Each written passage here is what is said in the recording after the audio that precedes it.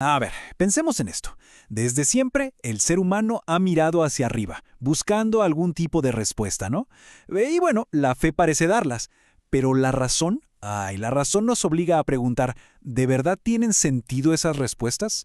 Justo ahí. Esa es la tensión que queremos explorar. Aquí no se trata de decidir quién gana, sino de entender cómo funcionan estas dos formas de ver el mundo. Es la diferencia entre creer con el corazón y, bueno, analizar con la cabeza. Entre el consuelo que da la fe y la precisión, casi quirúrgica, de la lógica. Ok, esta será nuestra ruta. Primero vamos a poner las cartas sobre la mesa.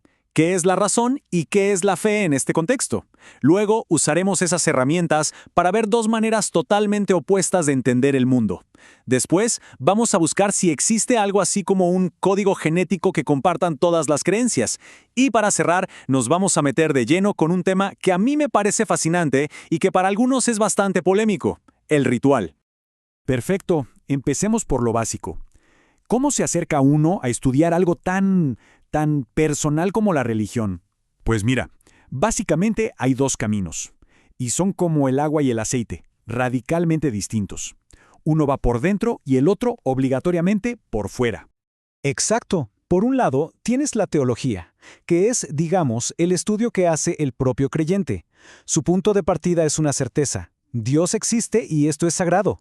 Su labor es interpretar, es profundizar en esa verdad que ya acepta. Y luego está lo mío, la filosofía de la religión, que es el estudio del que duda. Nosotros no asumimos nada de entrada. Mi pregunta no es ¿qué significa este texto?, sino más bien ¿tiene alguna lógica creer en esto? ¿Estos argumentos se sostienen por sí solos?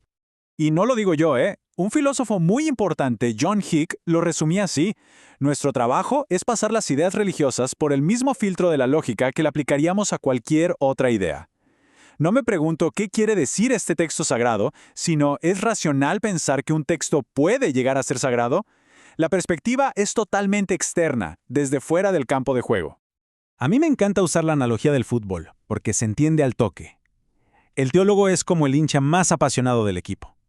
Vive el partido a mil, se sabe la historia de todos los jugadores y defiende a su club hasta el final.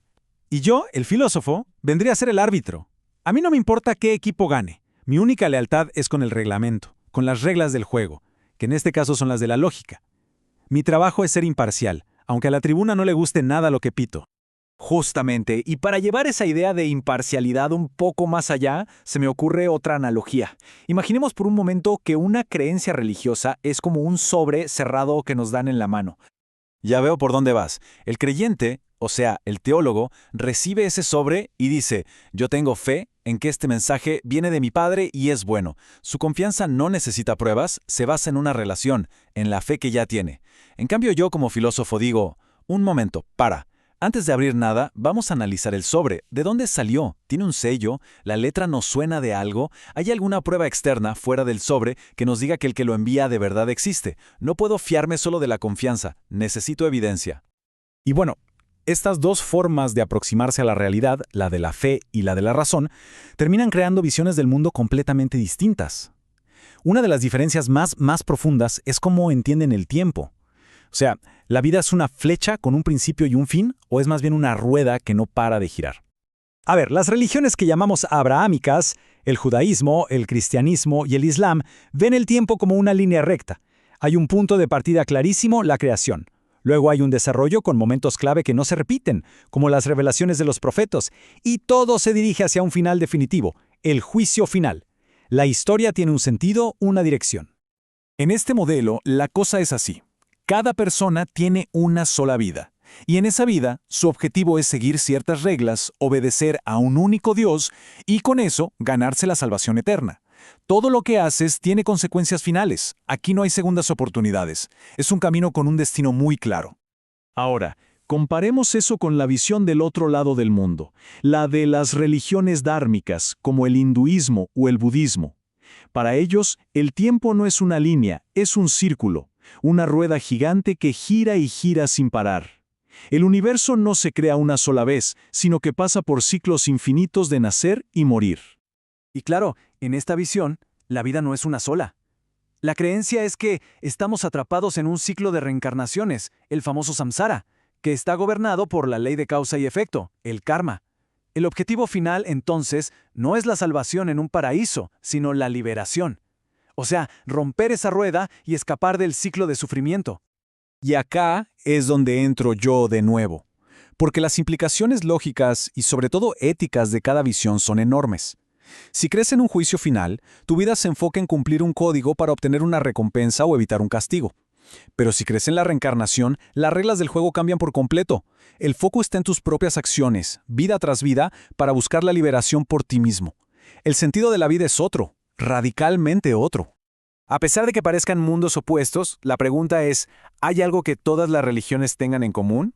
Hay un estudioso, Ninian Smart, que propuso un modelo genial para analizar cualquier religión. Es como si hubiera descubierto una especie de ADN estructural que casi todas comparten. No importa si creen en un dios, en muchos o en ninguno. Smart habla de varias dimensiones, pero hay 4 que son clave.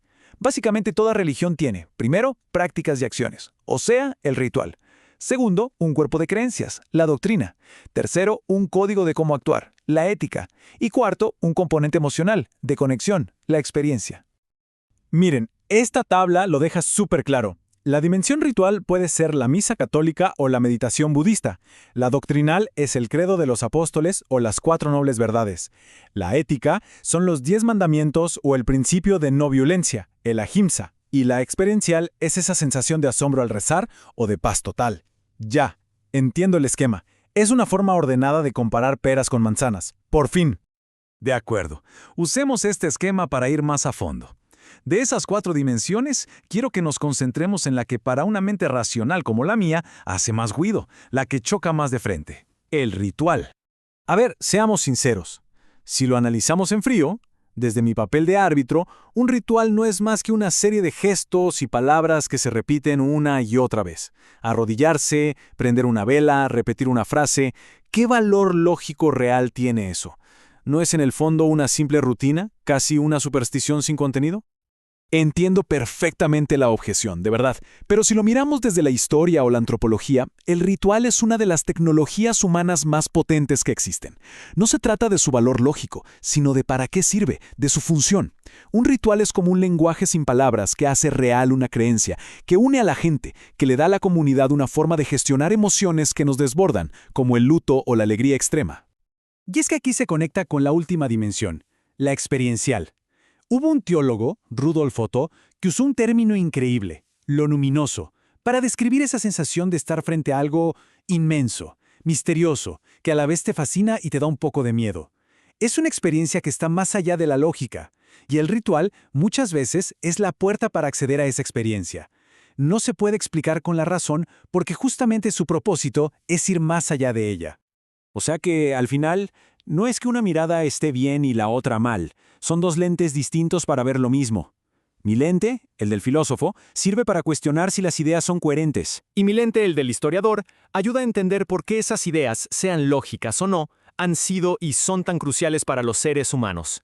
Se necesitan ambas miradas para tener el panorama completo.